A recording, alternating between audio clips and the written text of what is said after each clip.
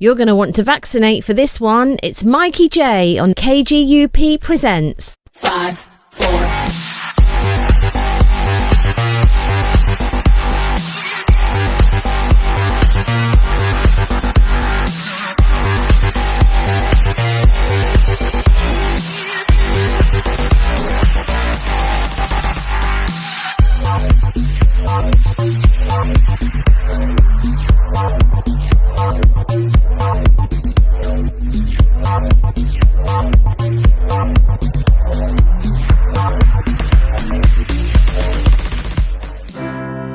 If I let go of control, learn to breathe on my own, bury my faith at a gravestone, will you hear my echo? If I find my way out of emptiness and drown in bitterness and cold, will you hear my echo? Tell me, will you hear my echo? Tell me, would you recognize my... I'm running away from me, 'cause I am the last thing I want to see. And even though my return is not guaranteed, I'm running away from you. You wouldn't care.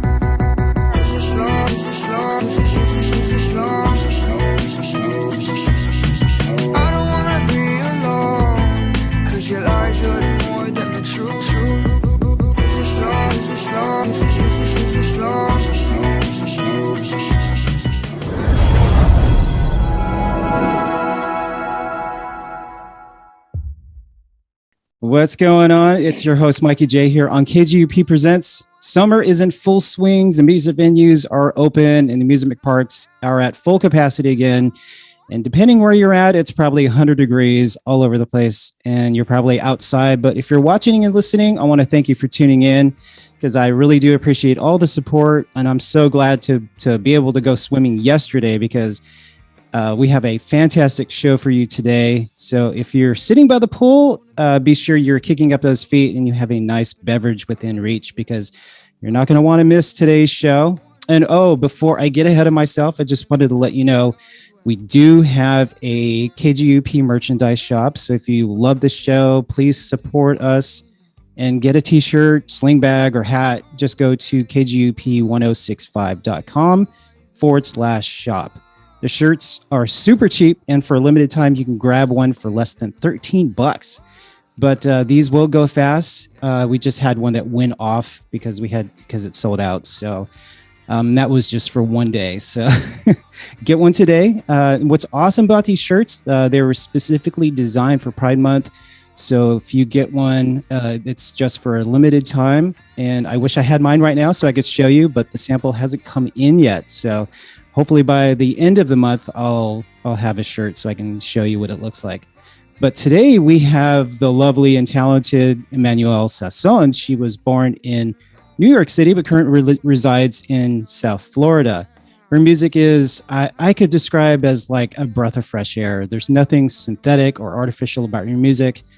All her songs are very personal. So if you know she basically shares something very honest about her personal life and her music. So, for example, when I first discovered Emmanuelle, we came across the track "Away From Me," and I want to kind of read off the lyrics off of her song, and it goes like this: "Running, running, running away from me, because I'm the last thing I want to see. Today's one of those days where I wish I didn't open my eyes. Yes, I dread the mornings because it's exhausting to be in disguise, where everyone can see your face, but they're not really looking into your eyes. Well, today's one of those days where I wish the sun didn't rise." Wow. Those lyrics get me every time. And we'll get into that song and talk about it. And speaking of which, we have her right here. And how you doing, Emmanuelle? Oh, dope. Thanks. Good. How are you? I'm doing great. Okay. I just rolled out of bed, so you are fine. Oh, you're in the artist hours where you stay up until 3 a.m. and No, I work late at a restaurant, so I'm exhausted. Oh, okay. Nice. Yeah. Yeah. Got to make a living for sure. Yeah. Yeah. I just wanted to open up. Awesome. I just wanted to open up with this song because of the lyrics, because it's, one of the first songs that we played by you, when we discovered you. We just thought it was just, fantastic. And Thank you. yeah. So, Appreciate it. so how's your day going so far? It's fine. Really just started. It hasn't stopped raining in Florida for the past like 4 days. So that's fun. Yeah. How's your day? Oh, it's going good. Because we're out here in Texas, and we went through that whole snowmageddon. So once it stopped, we got just nonstop rain. So it rained probably like every 3 days until about a week ago. And then it finally stopped, and now it's like 100 degrees. Yeah. Sounds about right.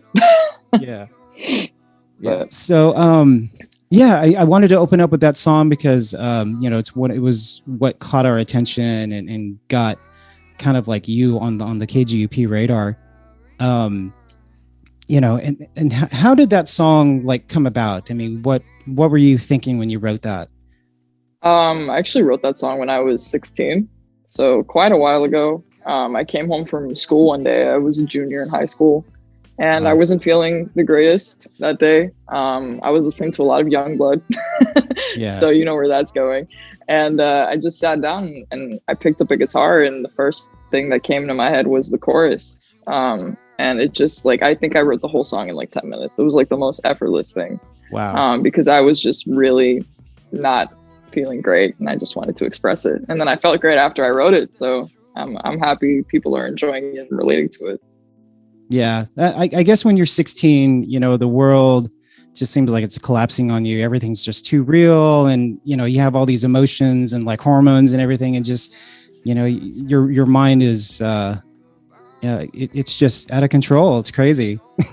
Yeah. And I'm going to be 20 and I still resonate with that. So, yeah. Lives on. Wow. 20 years old. Wow. You're still a youngin'. Yeah. I'm still a baby. So after you released Smoke and Mirrors, you went on tour and you opened for Stephen Kellogg and Tyrone Wells. You did a lot of performances in your hometown, even performed for a halftime show for the Miami Heat. How incredible was that night for you? That was awesome because I didn't even think it was going to happen. It was like 3 a.m. one night, and I went on the American Airlines Arena's website, and I sent an email like, "Hey, I'm an independent artist. I want to perform at your arena." And I surprisingly got a reply, and I was like, "This is crazy." And it went great. It was probably surreal. It honestly flashed right before my eyes. I don't really know what I was doing half the time. And then the mic gave out at the last song, and I didn't really freak out. I just let it happen. But it was great. Everybody was enjoying the show, so that was really awesome. Yeah. When the mic went out, did you just project your voice and people could still hear you? I just started laughing. I kept singing without the mic, and just people went with it, and I made a joke out of it. I don't think there's a reason to be stressed about those things. Yeah. So. I mean, it's gonna happen. The show must go on, so you just keep going like nothing happened. Yeah. What else can you do? Vibe. Exactly. Yeah. It's better than curling up into a ball and being afraid and feeling like you've been defeated. And you just kind of 100%. Yeah.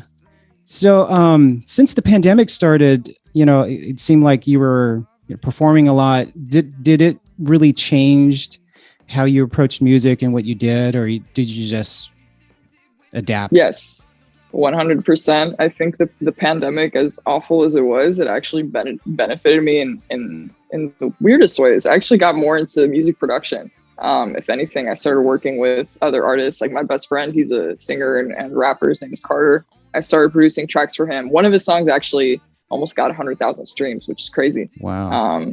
That I made for him. It's called Confessions, if you want to check it out.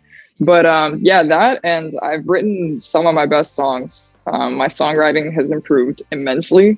It actually I kind of had a little bit of a rebirth. I even rebranded everything. I just go by Emmanuelle, not even Emmanuelle Sasson. I made a whole new Spotify page. Smoke and Mirrors is on the old one. All my new stuff is going to be on the new page.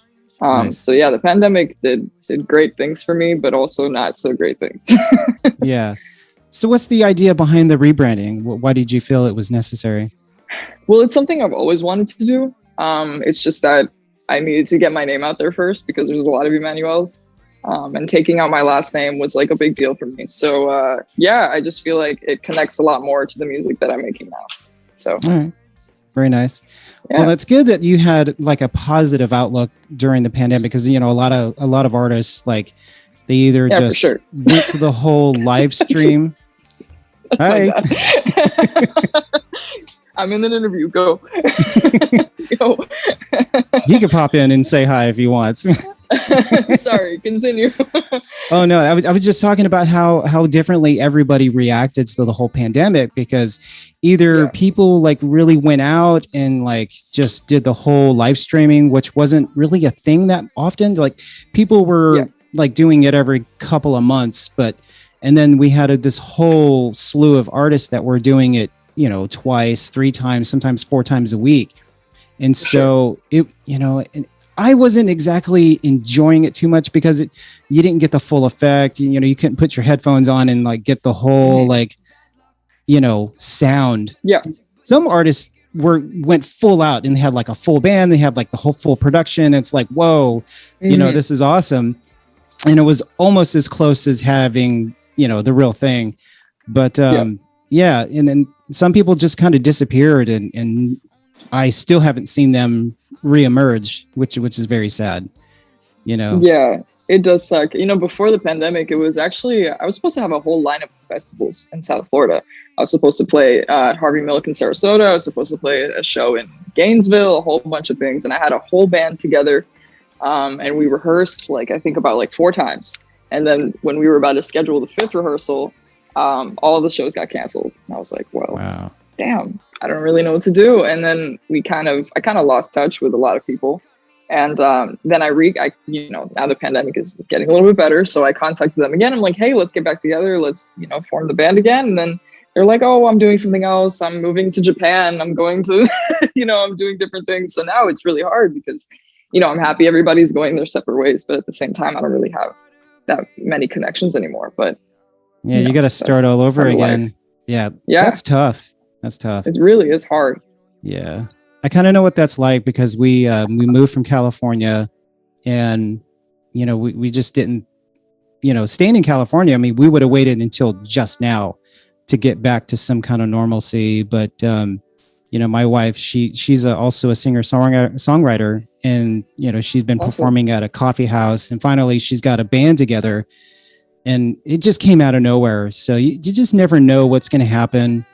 And, you know, just as long as you put out positive energy, you know, people will find you. And I think you'll be able to find a band again, you know. Hopefully. Yeah. You just got to get out there, because there's a lot of people that have been locked away in their house and they can't wait to perform. So this is a good time. Yeah, for sure. I think for me, it's a lot easier to find artists to work with, like as a producer, than it is to find band members, you know. Like a lot of my coworkers want to be rappers and singers. I'm like, hey, let's make songs. But, you know, finding band members that will be dedicated and showing up to every rehearsal, that's difficult. So your music, let's talk about production, because it seems like you're kind of like a one-man band or one-woman band. I mean, you seem to do it all. Is that true? You doing your own production and all the music? Yeah, I do. I have some help with mixing though. I work with Paul Funk at Power Station Recording Studios in Pompano, and I've been working with him for like 5 years. And he's been a huge part of my creative process, and I seriously can't imagine making music without him. But as far as like instrumentation and composition, yeah, that's all me. Wow. I mean, that's pretty incredible. I mean, you're only 16. I mean, the 16-year-olds I know, they're very recluse. They don't really talk to anybody, but you seem to you jumped right out there and went for it. Yeah. Well, I'm 19, but I was 15 when I started. Yeah. You know, exactly. Yeah. I mean, at 15 years old, I mean, you know, a lot of people are don't like to talk to strangers, but you seem to go out there and yeah, you went for it. You know, that's pretty awesome and inspiring for young artists, you know, because it's a crazy world out there, especially for a young female artist, you know. Yeah, but thank you. Yeah. So how did it all start for you? How old were you when you picked up your first instrument or wrote your first song? I was 6 when I picked up a guitar, and I took guitar lessons for, I'd say, about 8 years. So I stopped when I was 14. But throughout those years, I picked up a bass. I taught myself bass because to me, like every other instrument is like a guitar. You just have, if you know the notes, you can play it. So I played bass. I taught myself how to play piano, drums, and ukulele. And then I started taking vocal lessons at 14, and my vocal coach at the time forced me to sit down at a piano and convert one of my poems into a song, because that's how I started. I started writing poetry. And then I've never written a poem since. Now it's just songs. So, I mean, songs are a form of poetry for sure. But wow, that's wild. I mean, you started at 6 years old. So you started it with a bass? I pictured a ukulele.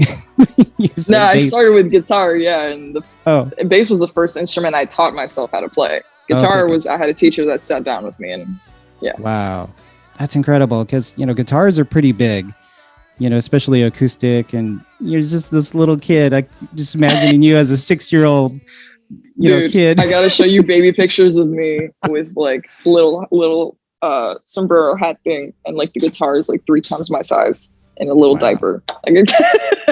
I've been holding a guitar since I came out of the womb. So that's funny. So does music like run in your family? Do you have musicians in your family? I did. It's kind of complicated. Like my aunt used to be a singer, and life happened, and her life took her on a different path. And I have a couple cousins that play guitar, but as far as like singer-songwriter, like artist, I'm the only one. Wow. So you've gone through so many changes in such a short amount of time. And when you wrote Smoke and Mirrors, I mean, did you start that when you were like, when you wrote your first song at like 14 or? Yeah. Cage was actually the first song I ever wrote on Smoke and Mirrors. And at that time, I honestly wasn't in the greatest mental headspace. So that's why I don't really resonate with the album anymore. But at the same time, like if I didn't write Smoke and Mirrors, I wouldn't write like Away From Me and all those other songs. So yeah. I mean, we all have our regrets. I mean, you have to like make that first step before you can evolve and become a better artist or better at whatever you do. So, sure. I mean, there's some great songs on that album. So I played a clip of my favorite song from that track. I can't think of the name of it. Oh, was it But You Wouldn't Care Anyway? Yeah, that one. That one. Yeah, that one's really good. I love that track. Thanks. I was like, man, I'm just now discovering it. So thanks. Yeah. And I can totally relate. Because back when I first started doing podcasts back in like 2010, I really hated listening to my first episode. So I don't even really talk about them that much because I don't want people going back to look for them. And so I totally get exactly how I feel about Smoke and Mirrors. You're like, oh yeah, you have Spotify. I'm like, yeah, but ignore that album. Just listen to the new stuff. Yeah. So, your music is kind of like night and day. So, let me see. Production, we talked about that. You're like a one-man show. So are you left-handed by chance, or are you right-handed? No, I'm right-handed. Oh, okay. Because you just, because you're so gifted on so many instruments, I just assumed that you were left-handed. No, my mom is ambidextrous though. Oh, nice. So wow. I don't know if that genetic thing. I don't know. Yeah. The people that I met that are left-handed, I mean, they're super talented and creative. And, there's a ton of right-handed people that are just as gifted. So I guess it's not surprising at all. Maybe I need to start writing with my left hand now. You never know. Flip that guitar. Yeah. So let's talk about your new music. Like you just released Echo about a month ago. Actually, it was in February. Has it been that long? Oh my God. Yeah, I released a new song on Friday called Relapse. Yeah. We were just about to get to that. Talk about Echo. I mean, you released like the making of the video, and you were kind of like on the desert and stuff, and then you had this SF1 was a guest on that song. How did you guys get together and develop that song? So I met him at a show in Denver. It was So Far Sounds, and it was completely unexpected. I actually had no idea who was going to be on the set list. And I watched his set. For some reason, I'm always the first one to play at a show. I don't know why. I'm always the first in the lineup. He was the last one. So I watched his set, and my jaw was like on the floor the entire time. And I was like, I love this guy. I need to meet him. I need to get his number. So I was like, hey, Shane, I'm Emmanuelle. At the time I believe I was 17 or 18. I can't really remember. And I was like, let's do a song together. He was like, for sure, I'm down. I got his info, and I texted him like, hey, what do you want to do? He's like, I don't really know. I don't really have any songs written right now. And I went through some files on my computer, and I saw that I had Echo on just sitting there. It was just a demo. And I was like, let me send him the song, see what he can do with it, because I wasn't really planning on releasing it. I sent it to him. He was like, yeah, let me see what I can do. A week later, he sends me like whole verses. And I'm like, this is insane. I'm not even going to touch it. I'm going to leave it the way it is because it's perfect. And we just made the song from there. And as far as the music video went down, I got in touch with Travis, who he has his own company called Black Label Films, also in Miami. And he also did the music video for I May Be Broken, But I Still Have a Heart in the abandoned prison. And I reached out to him and I was like, hey, I don't really have that much of a budget, but I really want to make this video simple and unique. And he was like, let's put you in a desert and let's put Shane in a mountain. And I was like, great. How are we going to do that? So we flew all the way to California with Travis and his girlfriend. And it was like, honestly, the most insane thing I've done. We had like 24 hours to do everything. And there were so many things that went wrong, but it somehow just meshed together perfectly. And then Travis flew to Denver, where Shane is, and filmed his scene, and it just came together. So I'm really happy about how everything turned out. Yeah, that song turned out very well. I was very surprised. I wasn't even expecting Shane to be in the song, and then when he came on, I was like, oh wow, this is perfect. And his lyrics just like fit right in. So yeah. Yes, he is something else. Like I've seen a lot of rappers in this industry, but there's something about him, something about his energy that just is unmatched. So yeah, he definitely has some good energy. And also, was it true that you didn't sleep before before you started production of that video? Yes. I did not sleep. I got like 3 hours of sleep. And then I woke up at like 6 a.m. for the flight. Wow. And we got to the airport and we arrived towards like late afternoon in the evening. And then we wanted to try to film that evening, and it didn't go very well because the sun was already setting. We didn't have time. And then we had to wake up at like 3 a.m. the next morning to try to film. I had like 1 hour of sleep. So I was exhausted. I took the fattest nap on the way back. Fattest nap. That reminds me of a music video that I worked on, and I was in charge of like making the rain machine, and we were trying to make a scene to make it look like it was sunset. And the only time that we could do it was in the mornings. So we did the scene, we built the rain machine at like midnight, and then we got it ready by like 4 a.m. And then we only had like a 10-minute window to shoot the rain scene with the sun coming up from behind. And it was so cold because it was like in the winter. Now you know how Shane felt. Apparently it was like 18 degrees. I wasn't there, by the way. I wasn't at the Colorado shoot. I went home. But yeah, it's freezing. So nice. I feel your pain. Wow. I mean, that's what makes music exciting, is doing stuff like that and like having these big productions, and no one has any clue that all this work goes into a music video, Yeah. I was so tired. Oh my God. I slept for a week after that. Yeah. So. Oh, I bet. And then you have the new song that you just came out this past week, and it's called Relapse. And I instantly love the song. Like, thank you. Tell us about that song and like the writing process and all that. Sure. I actually wrote that song in quarantine last July. And I wasn't planning on doing anything with it, like most of my songs. It was, again, sitting on my computer for the longest time. And then I sent it to some of my friends, and they're like, oh, you have to release this. Again, wasn't planning on doing anything. And then it came, I think like February came around, and I had this company reach out to me called Greater Than. And it is owned by Paula Moore, who has worked with some of the biggest artists. And she was like, let's start a project on this. Let's do this. And they helped me put it all together. And I went to the studio with Paul Kronk and I produced it. And it's out now. And it's basically about not being able to get over a toxic relationship, even though the person has continuously hurt you multiple times. There's just some sort of feeling, like comfort, a feeling of comfort that they give you, even though they've hurt you. So that's what the song's about. Wow, that's cool. Thank you. Yeah. So, talk about, I don't know, like kind of like your upbringing. Did you ever have any challenges like that you had to overcome to become a musician, or what kind of brought you to where you're at currently? That's a good question. Honestly, my whole life was just a blur. I don't really know.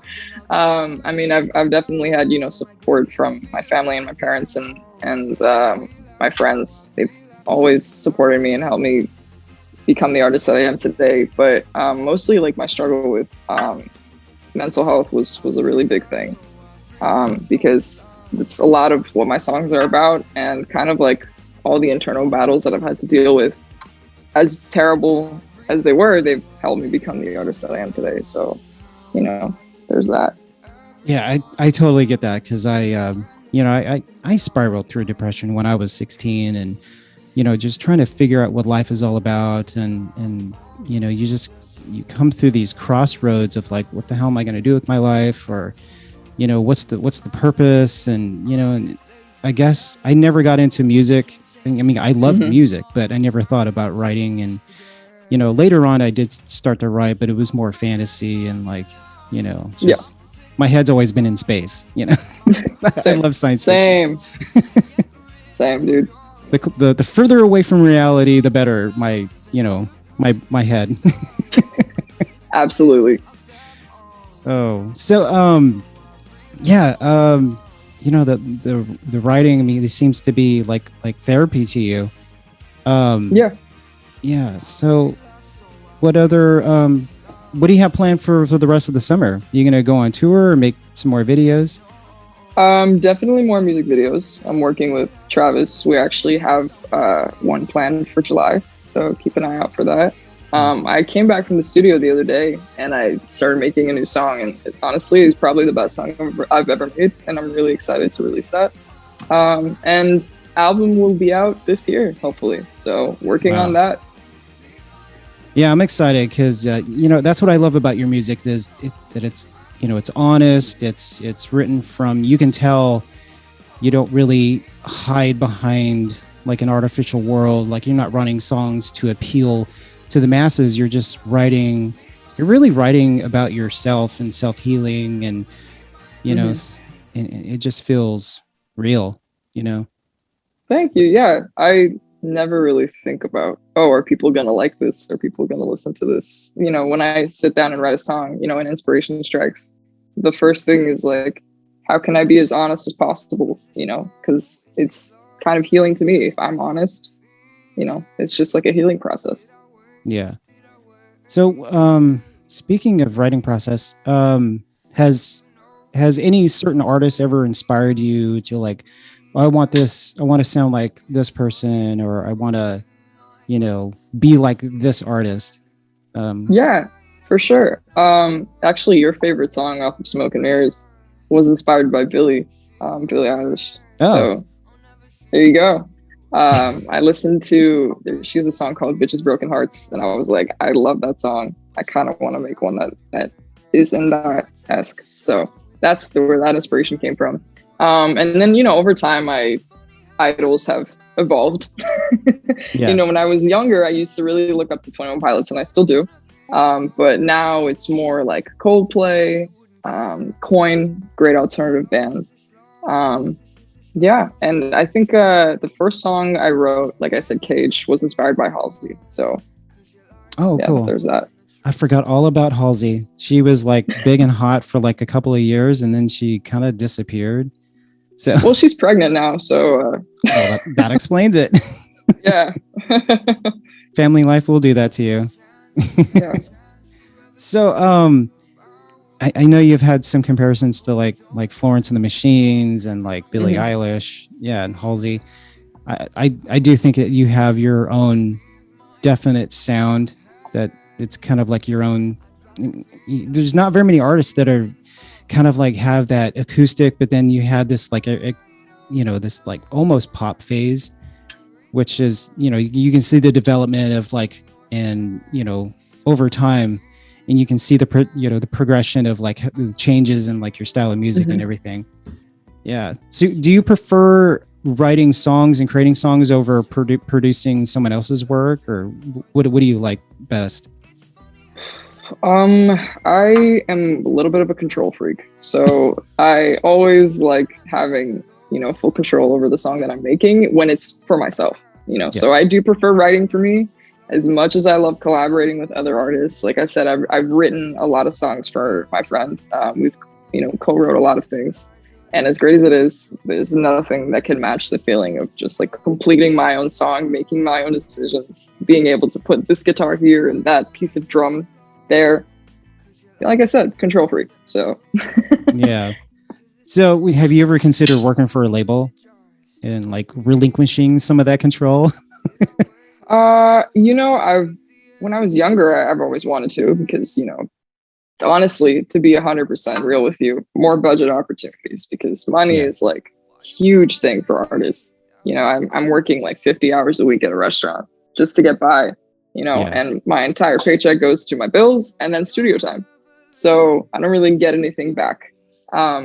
But a label would be great for that. However, would I rather have money or creative freedom? I'm always going to choose creative freedom. So if a label stumbles by and they're like, hey, we like your music, let's sign you.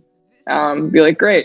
How much creative freedom am I going to have? I don't really care about the money. So yeah, that's the most important thing to me.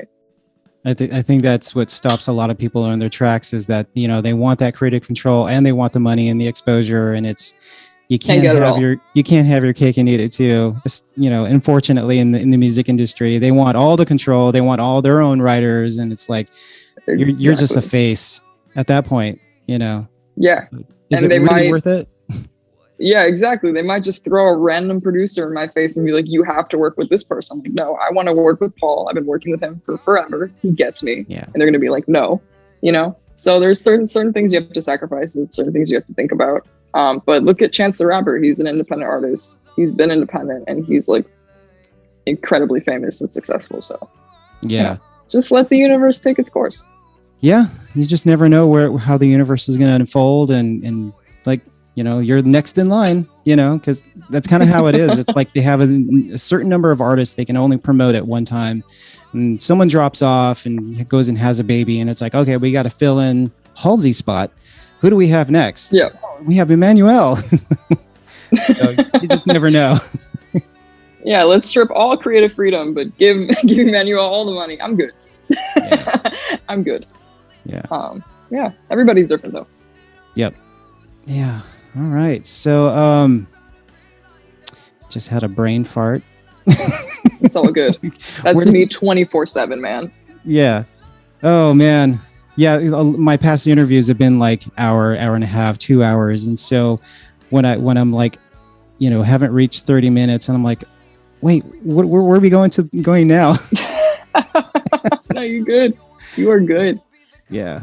So you already talked about your newest music that's coming out, and you're going to be doing some music videos. You're working 50 hours, which I get, because a lot of artists, they all have part-time jobs or a full-time job, and they have to squeeze in their creative writing process, because that doesn't really pay the bills. I mean, Spotify is great for at one capacity, but it's not really paying a whole lot. The labels want to be in priority, so you get to hear all their mainstream stuff first, and then you get the scraps.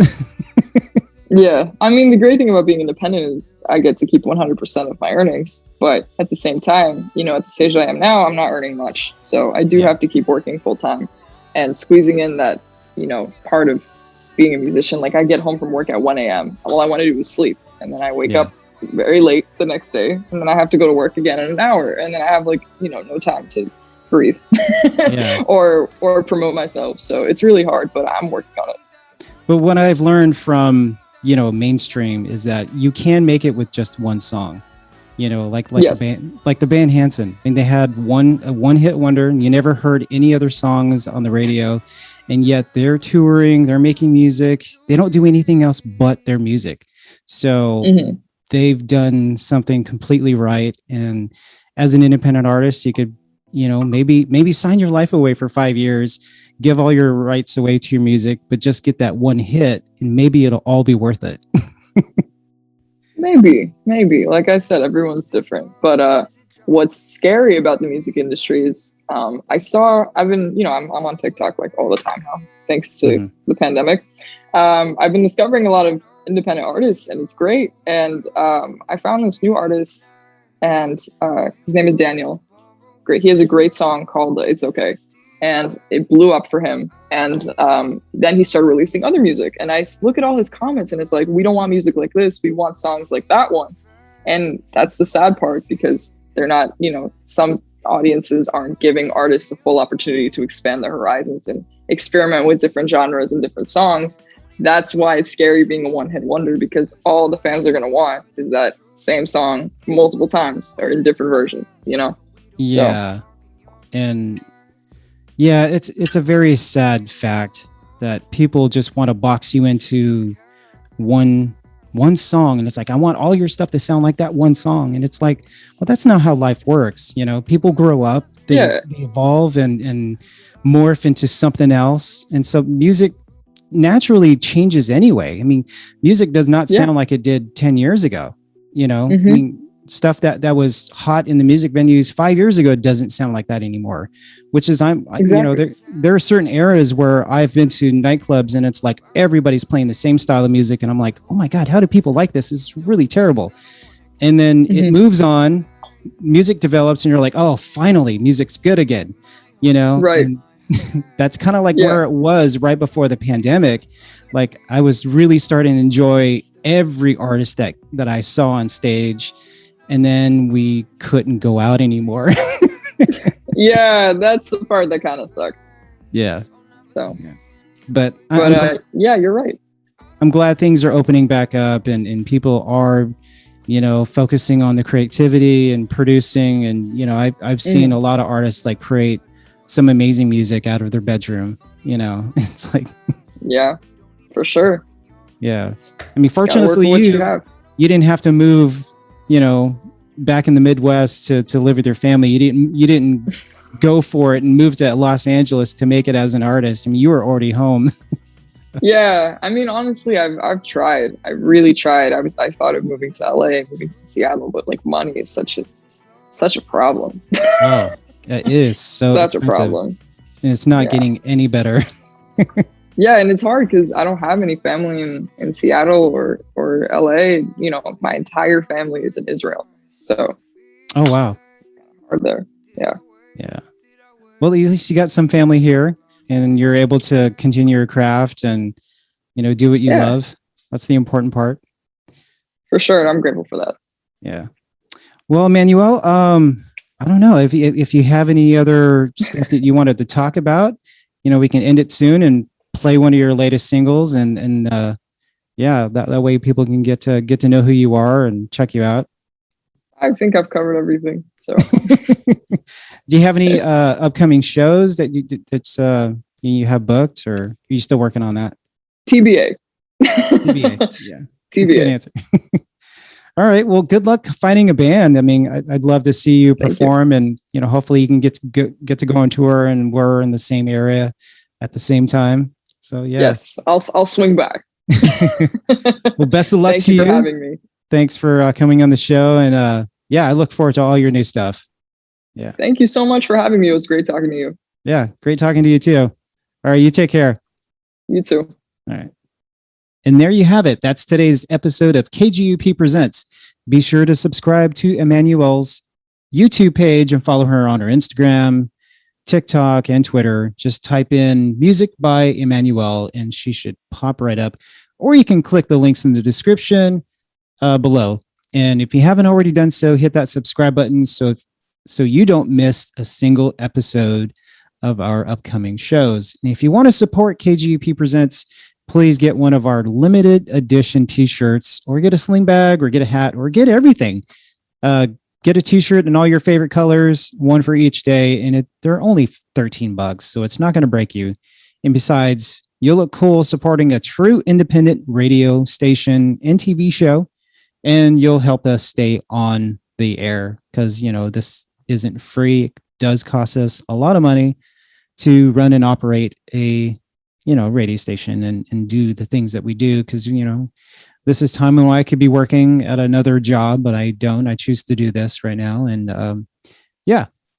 Well, next time we have the lovely and talented Miss Alex Aller. She's not just a musician or a talented artist. She is also a writer. She's published her first book, and that's called Building You Up. And we will definitely talk about that. And yeah, with that said, I bid you farewell. I bid you farewell, and I will see you next time. Until then, I'm Mikey J, and I'm out. If I let go of control, learn to breathe on my own, bury my faith at a gravestone, will you hear my echo? I knew this was too much for me. Living for you is so exhausting.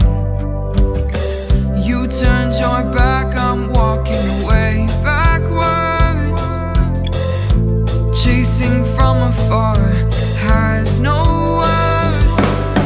Can you see the demons swim in my eyes? They sneak into the depths of every mind. I picked and chose every useless disguise, but I don't wanna hide, no I don't wanna hide. If I let go of control, learn to breathe on my own, bury my faith at a gravestone, will you hear my echo? If I find my way out of emptiness and drown in bitterness and cold, will you hear my echo? Tell me, will you hear my echo? Tell me, would you recognize my soul? Conversation on the phone, all I hear is dial tones. Screaming on this path alone, hear my echo. Cut the deck though, shuffle through the cards I think they'll deserve a medal.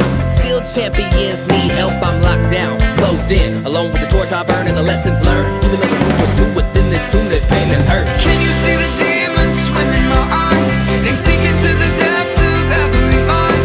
I picked and chose every useless disguise, but I don't wanna hide, no I don't wanna hide. Selective attention to your pain inside. If I'm not the problem, I won't hear your cries. And when I do, I'm scared to yell back or reply, cause I just wanna hide, oh don't know how to fight. If I let go of control, learn to breathe on my own, bury my faith at a gravestone, will you hear my echo? Too stubborn to realize I can't do this on my own. When I'm telling myself lies, will you hear my echo? Will you hear my echo?